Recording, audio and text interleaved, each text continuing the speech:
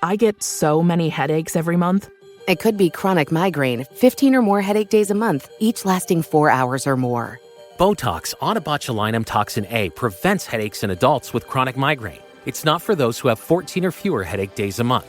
Prescription Botox is injected by your doctor. Effects of Botox may spread hours to weeks after injection, causing serious symptoms. Alert your doctor right away, as difficulty swallowing, speaking, breathing, eye problems, or muscle weakness can be signs of a life-threatening condition. Patients with these conditions before injection are at highest risk. Side effects may include allergic reactions, neck and injection site pain, fatigue, and headache. Allergic reactions can include rash, welts, asthma symptoms, and dizziness. Don't receive Botox if there's a skin infection. Tell your doctor your medical history, muscle or nerve conditions, including ALS, Lou Gehrig's disease, myasthenia gravis or Lambert-Eaton syndrome, and medications, including botulinum toxins, as these may increase the risk of serious side effects.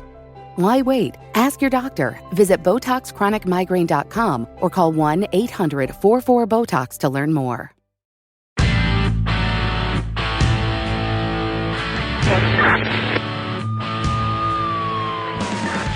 kind of old-fashioned cop who preferred working the streets and making arrests to taking tests toward promotion. It was the closest thing New York had to a Dirty Harry.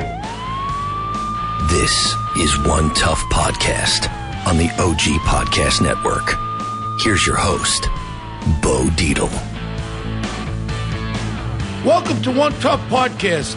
I'm joined here, as always, with my man Carlo, who's the producer man. And I tell you what we got here today. Carlo kept telling me, oh, you got to have this guy Frank Pinello. How do you say your name? Pinello, that's Italian. This guy Frank Pinello, he's the pizza guy from Vice. You know, I know the head of Vice. What's the name? Shane Broad. What's the name? Oh, the new CEO, to be honest. She came from the History Channel. Yes. I don't even know her name, to be honest. I had a meeting with her. What was her name? I forget off the top of my head. Everybody forgets. What do I got here? I forget. I need you guys to remember. Well, in any case, you Vice Media, you got a show all about pizza. And Frank, it's called The Best Pizza in Williamsburg. It's called The Pizza Show on Viceland. Yes. I mean, let me tell you about pizza first from my own feelings, because my mother was born in Catania, Sicily. So I got a little bit of Italian in me, a little bit of German, but I think I'm more Italian than German. Yeah. Pizza, to me, it's a simple product, but people don't know what the hell they're doing. And when you get New York pizza, you could get that Chicago garbage in a thick thing. It's like eating New York pizza is the best pizza in the world. And I challenge anywhere in this world to compare with our New York pizza. So talk to me about your pizza. Yeah, I couldn't agree more. I'm a Brooklyn guy like you. I was born in Brooklyn, born in Bensonhurst. My family's also from Sicily. My mother's from Palermo, yeah. My father's from Bauschina, so a little bit right outside of Palermo. So I grew up with my nonna doing everything at home, doing the salsiccia, the dried sausage, making wine in the basement, all the gaguzza outside. Gaguzza. For people listening, gaguzza squashes, and they can become big. Yes, yeah. The big green gaguzza longo. The gaguzza longo. Yeah. You know. So I grew up with an amazing food family, but not only that, I grew up between 16th Avenue and 17th Avenue, so some of the best pizzerias, you know. Well, that's your opinion. I come from Ozone Park. All right. I had Angelo's Pizza on my corner. It's defunct now, but that was 124th Street and 101st Avenue. And I used to go there every Friday night and get the pizza there. Yeah. And to me, when he turned his back, I used to grab into the mozzarella there, stuff it in my mouth and eat the mozzarella when he wasn't looking. But to me, that was the best growing up. It was a thin crusted, nice, and it was really good. And, so what got you interested in pizza? I understand the family with the food. What got you interested in pizza? Yeah, so I grew up with this amazing food family, so naturally I went into, my first job was working at a pizzeria. So I worked at pizzerias, I worked at restaurants, and I got out of high school and I took a job doing like the stockbroker thing, but it wasn't like a real stockbroker. It was like out on Long Island. I was cold calling, like Stratton Oakmont, robbing the people. Robbing the people. Yeah. I went to the Series 7 class and everybody got locked up. From the place that I was in. So, I realized that business wasn't for me. But they all had new cars and nice suits. And Rolexes and everything. Had Filippi's, maybe. They weren't on that level yet. But, I looked up to all these guys and everybody was like, forget college. It costs you too much money to go to college. Come work for us. You'll make money. We'll turn you into a broker, and then that sucked, that business, yeah. Yeah. So then you decided what? I decided that was my only break from food. I said I love food. I did this other job that I hated. Hold on a second. You actually have like a doctorate degree, like this culinary school? You actually went to a school? Yeah, I went to the Culinary Institute in Hyde Park. Wow, that's like the top school. Yeah, it's the very great classically French school, where you cut your finger off at any point? You know what? I'm pretty good. I've been lucky with burns and cuts, but I've got a few here and there. I got a couple, blisters going on, but that's a sign of a hard work, right? No. Sometimes when you chop, because I know when I chop onions and don't get my finger out of the way, sometimes I cut it. Yeah, I like cooking, and I didn't go to no Culinary Institute. I used to watch my father because he was a chef, and on Sundays I used to watch him cook, and my mother, and I actually learned recipes from Vinny Rayo up at the famous Rayo's restaurant. I used to watch, because years ago in the early 70s, when we were cops, detectives up there, nobody would be in the joint. So I used to go to the kitchen. I used to watch how they cooked every day. And I got all those recipes up here. I believe it. And I'm telling you something, simplicity's good, but also, using garlic and using very, very fine tomatoes. Because, you got tomatoes. I hate diner tomatoes, hard tomatoes. Hard tomatoes are like a gal with falsies, fake breasts. Hard tomatoes, I don't like them. I like soft red tomatoes that are juicy, Carlo, right? Right. I don't like to compare breasts with tomatoes, but I hate false breasts. I like real breasts. They're both juicy and delicious, right? Yes. But you know what? If you grew up like a grandfather, like we both probably did, and you were in the garden with him, and he picked the tomatoes, my grandfather used to carry the salt shaker in his pocket, right? Yeah. So we'd be in the backyard. He had his knife with him, as always. Cut it open, put a little salt right there. It was still warm from the sun. I could taste that tomato in my mouth. We grew up in a place called Ozone Park, Queens. Yeah, of course. Johnny Gotti was my friend over there, the Scopos. Yeah. I had a garden in the backyard, some old Italian guy owned the house before I bought it. He used to go to Aqueduct Racetrack and get the horse manure. Yeah, of course. I used to put a thing in the ground, watermelon, tomatoes everywhere like this. Everybody used to say, Bo, where you getting this stuff from? That was the secret. He had from the 8th race, when the horse broke down, and he shitted himself, we would take that, put it in the garden. That's a big thing, garden. That's my Tia Mamidu has on 66th Street. They used to go to Park Slope where they had the stables. Do the same thing. And they got Carlo. That's all the Italians did it. The secret is horse shit. Yep. I can say horse shit because it's horse shit. Okay. That's the real old time. So it's springtime, so if anybody listening that might be planning their garden. I'm serious. You know what? Just go buy Aqueduct or something. Give the guy a couple of dollars. Say, I'd like a couple bushels of horse manure. And they'll give it to you, and very nice. You put that, but you got to be careful. You got to mix it with the soil because otherwise the acidity could be a little too much. Too much nitrogen. But let's get back now. So now you went to Culinary Institute, and then you started focusing on pizza. Why pizza? So when I got out of Culinary Institute, I didn't really care about making money. It was just all about art and doing food and working for a great chef. So I went around and I worked in some great fine dining restaurants. I worked for some great chefs. And at the time, Chipotle was really exploding. And Steve Ells was an alumni from CIA. So I started getting obsessed with quick service and the idea of doing really good food, but in a quick service setting. And, pizza was very natural to me. So I started working at a restaurant called Roberta's, which is very famous in Brooklyn. And it's kind of a mix between like a hipster pizzeria, but also fine dining. And it just kind of struck me like maybe I should do an old school pizzeria like I grew up going to, except do it with like the focus of a 4-star restaurant, of a fine dining restaurant. And so that's what we did. We came across this spot in Williamsburg with a 110-year-old wood fire oven right down the block from Mount Carmel Church where the Giglio feast is every year. I know, you got Father Shakedown Jamie there. Monsignor Shakedown. I call him Monsignor Shakedown Jamie Monsignor. Yeah, that's the guy, right? I don't know nothing about. Yeah, I know what I'm talking about. All he does is shake me down from my Rayo's table. I tell him, one time I had 2 stents put in my heart. I'm in NYU hospital laying in there, and I got my brother was there, Margot was there. Jamie comes in, Dominus, Tumbiscum, whatever, all that stuff. And I go, hi, Jamie. He goes, Bo. He goes, how do you feel? I said, I feel fine. He goes, I got to tell you something. I said, what do you got to tell me? Oh, we had the Brooklyn Archdiocese fundraiser last night, and we auctioned your Rayo's table up. I look at him. I said, why wouldn't you call me? Oh, we got $25,000 for it. I said, well, why wouldn't you call me up and ask me at least to do this? He goes, it gets a little worse. I said, worse? He goes, we auctioned 2 tables and got $50,000. I said, Jamie, the Pope don't get $50,000. the Pope don't get 2 tables from Rayo's. I said, this guy shows up. Now he's on him the grata. What's that called when you don't like nobody? Persona non grata. That one. He's one of those things, right? Yeah. Now, my brother died only a couple months ago. My best friend, my brother. So I called. This is my brother's. He used to wear this. I wear this for my brother. So my bracelet. So I call up Jamie after my brother died. I needed like a little spiritual support. Yeah. I call him up 1 day, 2 day, 3 day, 4 day.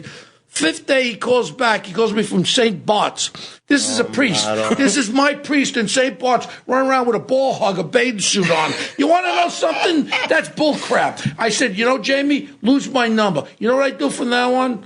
I pray directly to God. I don't need no intermediaries, and that's what I'm going to do from now on. I need God. I go to church. I say, God, please, I'm talking to you directly. I don't need no intermediaries. Yeah. Well, let's get back to the too many Mercedes in the church parking lots these days. No, there's too many other things that I don't like. Yeah. And the Pope and all these cardinals, they know a lot of stuff that went on, and I don't like that, and I'm angry with my Catholic religion. That's something else. Let's go back to pizza. I agree. Okay, so what about your ingredients? What makes your pizza better than anybody's? So first thing, we have a 100-year-old wood fire oven, so it's almost like a marriage between old school New York, because we serve it by the slice, but we're cooking them in wood fire ovens and then finish them in gas ovens.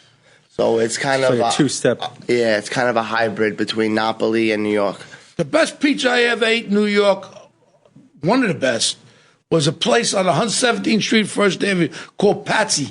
And they have the original cold there. As a cop and the detective, I used to eat that pizza. The only problem is you can't buy that pizza, bring it home, because the mozzarella goes right off and rolls right off. Yeah, you got to eat it in the joint. Right there. There's not too many places that have cold anymore. That's one of the ones that still are able to use cold. 100%. Delicious. That, when I used to do my research as a young cook, I used to drive up to Patsy's all the time just to go eat that. But you have to eat it there, because you take it in the box. You ever take it home? It rolls off. Because the mozzarella's so hot, it rolls off. It doesn't adhere to it. It's like Dom DeMarco, too, in Brooklyn. You got to eat his pizza when you get it. Yeah. He's in there, and he's like, it's like watching theater when he makes pizza. He's one of my biggest inspirations. He uses the greatest ingredients. Now, what kind of use San Marzano tomatoes? We use Italian tomatoes, but we also not San Marzano? Well, we do use the San Marzano, but I look at the pizzeria as an American pizzeria, so we try to use as many American products as possible. And there's really good American products to be sourced here now, like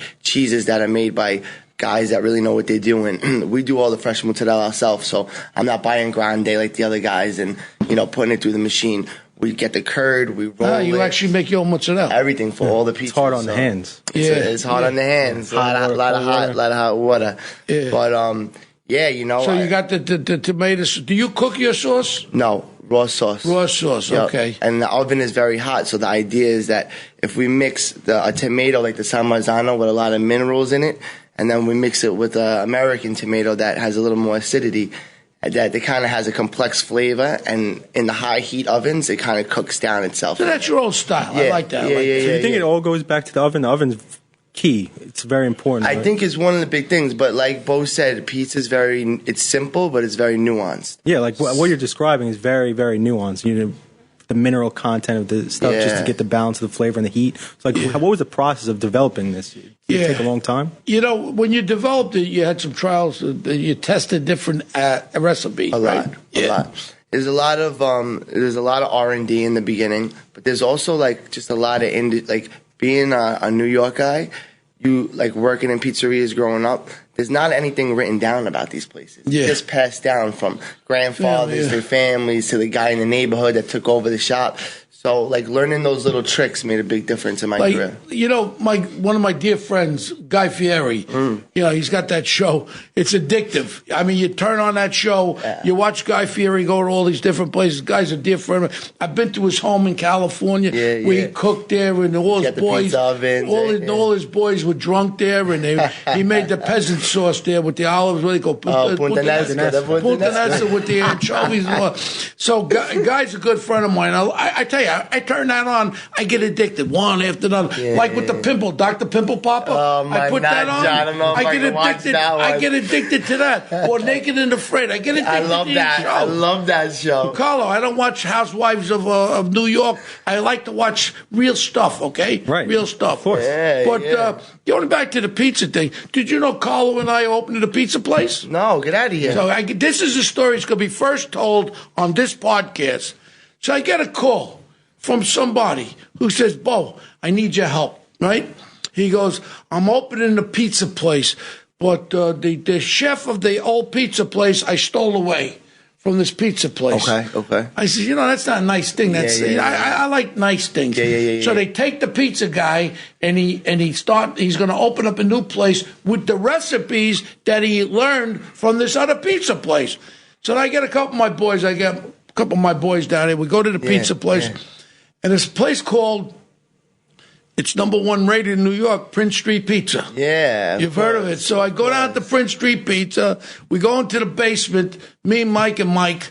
And all of a sudden, this guy, Frank Morano's there. So we start talking. He goes, Bo, you knew my father, which I remember his dad. Cool guy, great guy. All of a sudden, we're down there. I said, look, Frank, it ain't like the old days. You got to be careful. Everything you do. I said, these freaking cops will lock your ass up if you start doing something that's a little out of line. Of course. So I'm trying to calm you down because it ain't worth it. So I'm trying to be a peacemaker. Then all of a sudden, he goes to me, Bo, would you like a piece of our square pepperoni pizza? Yeah, the pepperoni, the spicy pepperoni pie. He brings it, and let me tell you something, Frank. It's good. I've never eaten a pie like I bit into. It was crispy on the outside, and the pepperonis were all well done. It was like eating a bacon on top. And I ate it. I went like this, holy shit. I said, I love it, Frank.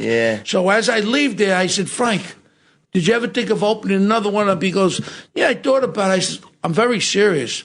I would like to open a Prince Street Pizza on the Upper East Side.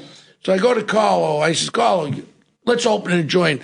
We're going to open one up. We got the joint on 73rd, 74th, 2nd Avenue. What we're going to do is we're going to knock off directly. We're going to use the same sauce. He cooks his sauce exactly like it. No deviations. We're going to have Prince Street Pizza North. I don't know if you know Prince Street Pizza. Any time of day or night you go there, the line's around the block. We went there with the show, the pizza show that I did. Is it unbelievable? We went there. It was great. Yeah, you love the pizza? Love the pizza. Well, you can come up to ours when we're opening it next month. I would love to. But you love the pizza, right? So is it a partnership with Prince? Yeah. Oh, amazing. It's going to be, we're going to pay him a royalty, a licensing agreement. But part of the agreement is we don't deviate anything the way he makes that pizza. It's going to be exact. And you want to know something? When I tasted that pizza, and I challenge anybody else. That square is good. That square is I love pepperoni. It's very good. And they make them crispy on top. Yeah. So Carlo and I are going to be opening up in the next couple of months, right, Carlo? Congratulations. That's big news. That's awesome. Yeah, and it will come on your show. You come. And this will be Prince Street North. We'll come visit you with the cameras, and if you guys want, we'll do a little pop-up. Best pizza with Prince Street. We'll do something. Well, you know what? Why I like it too is Frank Morano did a lot with the social media to bring it up. You know, I mean, social media sells. He spent a lot of time and effort bringing it up. If you Google best pizza in New York, he pops up as #1. But I'm not going by that. Great. I'm going by my palate. My palate bit into that Sicilian pepperoni, and it was like making love, man. Almost. It was good, but so now you have this TV show. So how did the show come about? Let's talk about your show. So probably 7 or 8 years ago, Vice, their original office was right down the block. I'm on Havamai between North 7th and North 8th. I've been to the headquarters. So the new headquarters you were probably at, but the old one. By the water. Right, exactly. The beautiful new building. The old one was right on North 8th, and they were there for a bunch of years, and a lot of the producers and people would come in and eat.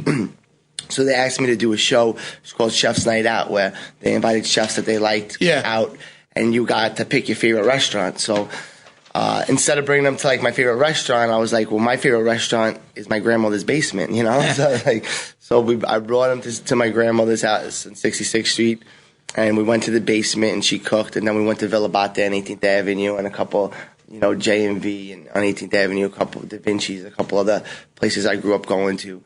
And it was like really good, it was just, the segment went really well. And a lot of it was pizza, me making pizza and like my family, and my grandmother didn't speak a lick of English, so it was like old school, kind of like the way we grew up, And I'm lucky, I think, because my parents came here later on, so I got a lot of you that. You first generation? World. Yeah, both. Me too. Yep, first generation. So I think that went. So then really they contacted you from Vice? Yeah, and then after that we did that show. They asked me to shoot a pilot for the pizza show because. And that's all you do is pizza. Yeah, well, actually, I'm trained in classical French cuisine, so I like French food. Yeah, I do too. I like French food. I do too. I don't like the Parisian nasty people, but the country French. I go to St. Bart's all the time. Yeah. Beautiful country French, and I love the banquette, the fresh banquettes. There's nothing like cheese, wine Bordeaux. I love French Bordeaux better than California garbage. Yes. Bordeaux wine, I love that. Yeah. I love the hot and the cold. Crusty bread. Oh yeah, Carlo, you know this stuff? Glass of wine. Absolutely, that's good stuff. But French cuisine is very, very good, very rich, very rich with the cheeses and all that the stuff. Cream and the cheese. I like that joint on 52nd Street, the Frog, Linguinwilly. Yeah, Linguinwill. What's it called? I can't pronounce it either. I don't know how to say it. Linguinwill. With all the flowers, very nice. Very nice. That Drew Neimanport restaurant, I think. Same guys know. Drew? I think so. Drew's a friend of ours. Drew. Drew's a good friend. He does that Nobu, too. Yep, Nobu, yep. So then all of a sudden, you start the show. You got a good response with the show. Yep. It's covered good. So what's your next stuff you're going to get involved with? Well, I just got back from Kuwait. I've been Kuwait? I've been doing a lot of consulting. So you can't bring the pepperonis to Kuwait. They don't eat the pig. Oh, they don't eat the pig. If I got caught with a slice of prosciutto, they'd fucking throw me away for life. No, that's serious. It was like being in jail going to Kuwait. I mean, I love my bacon, man. I love my bacon. Oh, forget I was just getting my shoes shined before downstairs, and I'm there, and I'm in a kind of a happy mood. Why I'm in a happy mood? Because it's almost weekend time. Weekend's not made for Michelob. Weekend's made for Bo. And I just can't wait to get in my car, get out to the Hamptons on the water. The white swans pass by. I sit there and I come like this, sizzle down, man. Because New York all week I'm fish fighting. I just calm down. I recommend it to anybody. Get out of this city. Get out of this city on the weekend and come down. Bring the pressure level. I was in Montauk yesterday looking at a pizzeria. Cool. I went like exactly what you're saying. I heard the crickets. I looked up. I saw the stars. Yeah. I looked at the water. It was like natural relaxation. It is. And I recommend that to everyone who's all stressed out, whether you have financial problems or whatever. Hop on the Long Island Railroad. Get out there, pitch a tent, whatever you want to do. Nice. But get out to the nature, man. That's what it's all about. Yes. But so now your next thing is you're going to open a place up in Montauk, maybe? So Montauk, well, you ain't got many people there. Yeah. You ain't got many people there. Yeah. Well, the consulting thing was big for me. I traveled the world doing consulting. I went to Korea, I did Hong Kong, I did London, LA, Miami, a bunch of places. And I set up basically partnerships with all these places, or kind of just, spread the culture of pizza, which was kind of really the thing. Then I got the job in Kuwait, which was really interesting for me. I did that. I ended up in a palace in Abu Dhabi talking to, the ministry about helping them with food and beverage. Yeah. And then I've been over there in Saudi Arabia 24 times. Yeah. Every 20 minutes they go, every 20 minutes you hear the loudspeakers going. Oh, yeah. Oh, yeah. I was in Riyadh and Jeddah. Yeah, all these people, they're crazy, man. Yeah. Well, I go to Qatar next month. Have you ever been? I've never been to Qatar. Never been there. Either. You ever been to Qatar? No, I was in Abu Dhabi and Dubai last winter. Yeah, well, you know what? I'd rather take one of your kitchen knives and drive it through my head and go back to the Middle East. I mean that. It's not. Listen, you can't drink. You can't do any other things that people like to do. You can't kiss your girlfriend in the street. Yeah. You can't have. I couldn't find a fucking slice of prosciutto if I wanted to. No. You couldn't. You couldn't even go on your computer and look at pretty girls. You know what I mean? Yeah. There's nothing. It's like being in. But I remember when I was there. I was there in the late '70s, early '80s. Wow. I'll never forget. I turned on TV. I was in one of the Prince's Palaces in Riyadh. I actually saw the beheading of 100 people. People who sold drugs or who were involved with robberies. They beheaded. It was like you go to the supermarket. The head was being chopped off. I watched that stuff. Then I used to jog around Riyadh. I was stuck in the palace for a couple of days. People would yell at me, and I'm yelling back. They would have the Bedouins. Bedouins are the poor people. Yeah, the Bedouins. And the royal family comes from they get all the money. Mm-hmm. And what they do is they have a big feast at 2 o'clock in the morning. Mm-hmm. Then all that food they bring to the Bedouins to the lot across the street. I don't like different it. Different culture. I love my country, but this country's a great place. But these penis licking liberals, man, they got to get rid of them. They want to change everything. What America's great.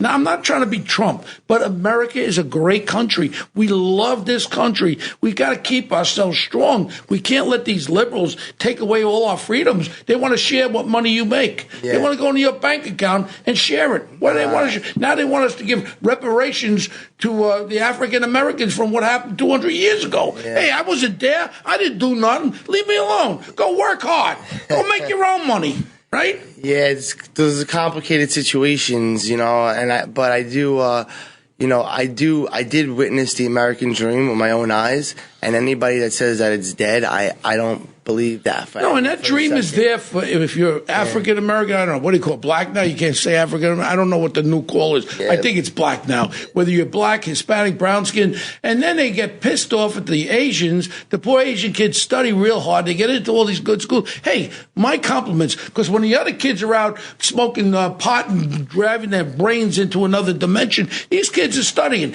and they have a right to go to these good colleges because they put the time in there. You want to go to Harvard?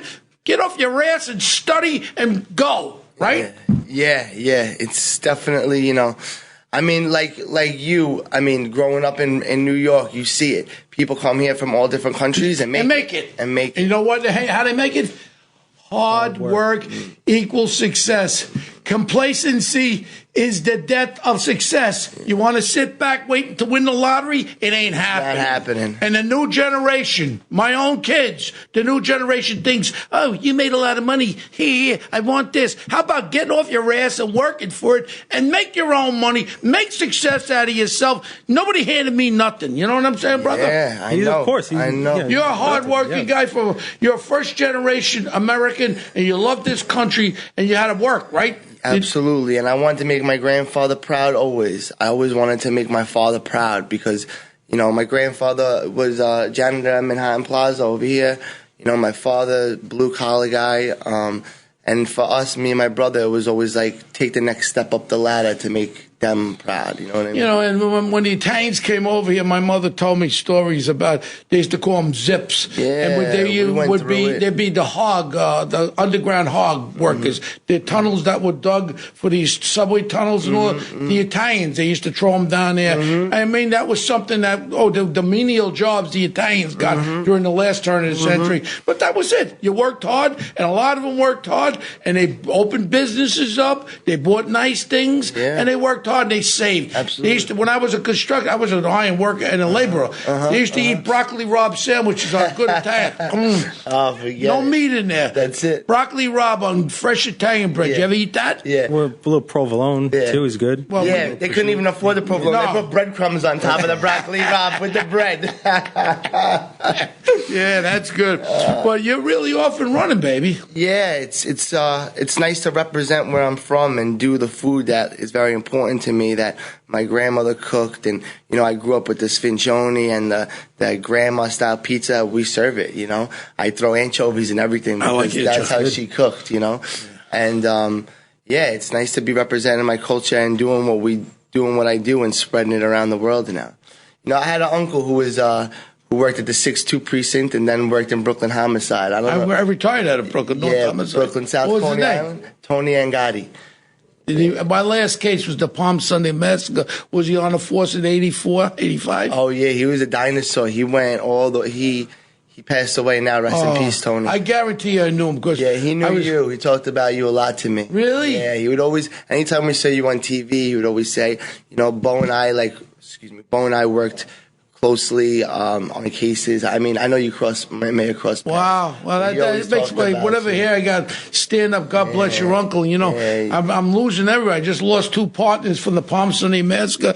Everybody's dying around me. And like your uncle, I mean, they call them dinosaurs because they were from the old school. Yeah. Then today, these poor kids are out there. They can't even do their job. Yeah. It's horrible. Yeah. But talking up about your new project, so you're going to definitely open something up in the Montauk? We're very close this week. If everything goes well, the lease will be signed, and we have a really spectacular place. It's in a unique location, and we think that we could really go out there and make a difference and kind of be, instead of being like one of these really bougie places where it's $2,000 to walk in and get a bottle, it's kind of bringing it back for a place where the fisherman could go and the local guy could go and hang out and have a beer and a slice of pizza and not have to spend $10,000. And it's just funny, Carlo. Pizza. It's a simple word, simple premise, simple product. Yeah. Not crazy, but if you use the right ingredients and you cook it properly, pizza will always be. And frig those damn diets. People say, I can't eat pizza. I'm on a diet. Kiss my butt.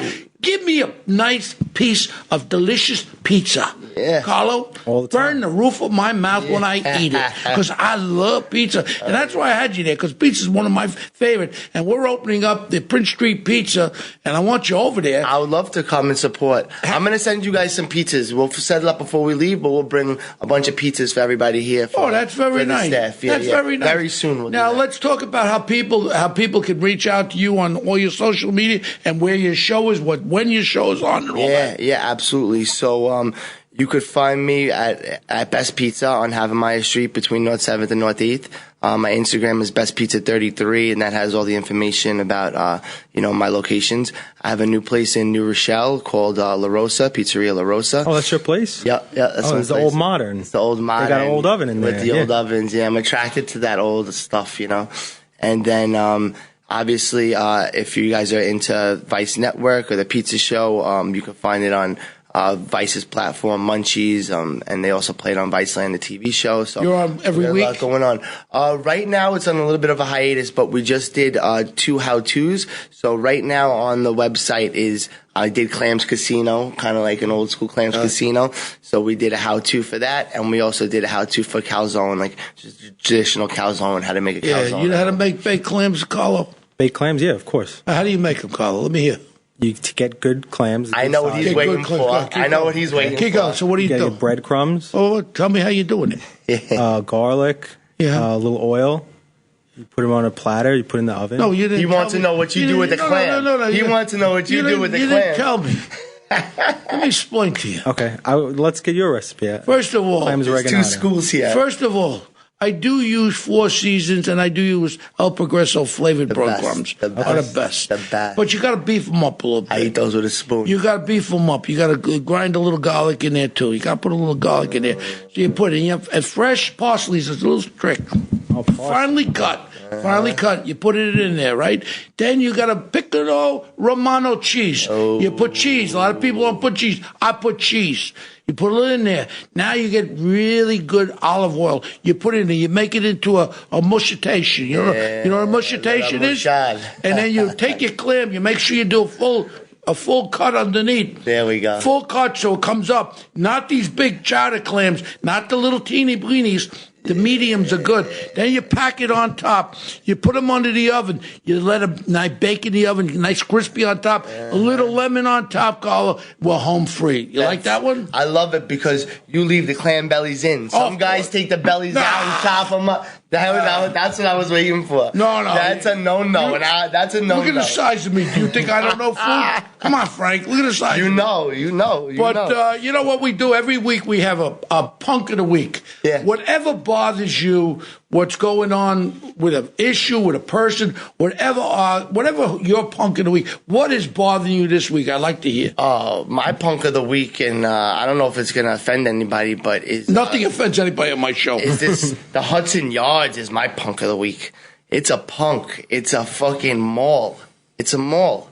There's nothing special about it, in my opinion. You go there, and architecturally, there's nice buildings, and I know it's not completely finished yet. The Beehive is cool, but otherwise, it's a mall in the middle of Manhattan. Why the hell does anybody want to come to Manhattan to go to the mall? So for me, and you want to know something that's very serious about. They're talking about $18 billion, $20 billion, $30 billion, whatever it costs, and there's no real affordable housing there. It's every one bedrooms are selling for $5 million. Yeah, on like the second floor. Who can afford these things? I like that punk. Carl, what's your punk of the week? The New York transit system. It took me an hour and 40 minutes to get to work today. It's crazy. Well, the mayor runs that. Mayor Big Bird de Blasio. I mean, the people wanted him back, and again, my punk of the week keeps going back to this same thing. But my punk of the week is going to be his wife. That's right.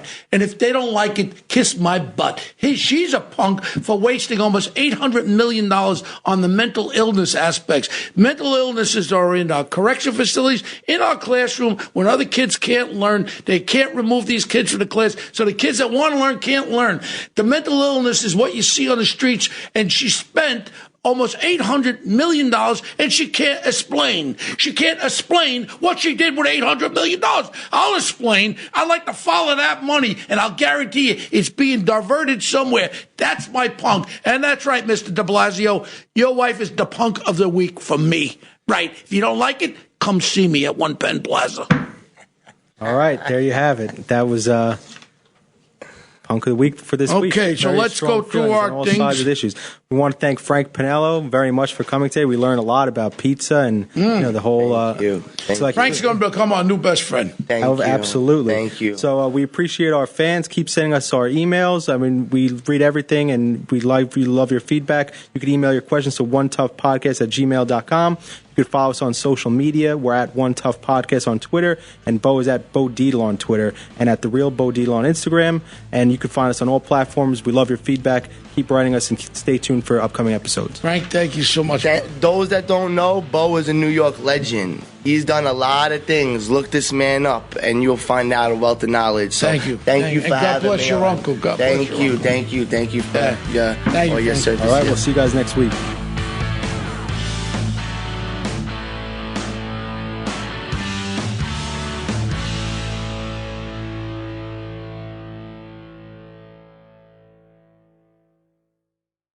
Hello, folks. Larry Kudlow here. Pay attention, because China is leading the largest anti-American alliance since World War II. One that's already dumped U.S. bonds, grabbed 43 million acres of our farmland, and is plotting to dethrone the dollar. That's why IRA and 401k savers are protecting their savings with gold. Please go to freegoldguide.com/Kudlow or just call 800-621-3908 for your free gold guide on how to protect your wealth with gold 100% tax-free.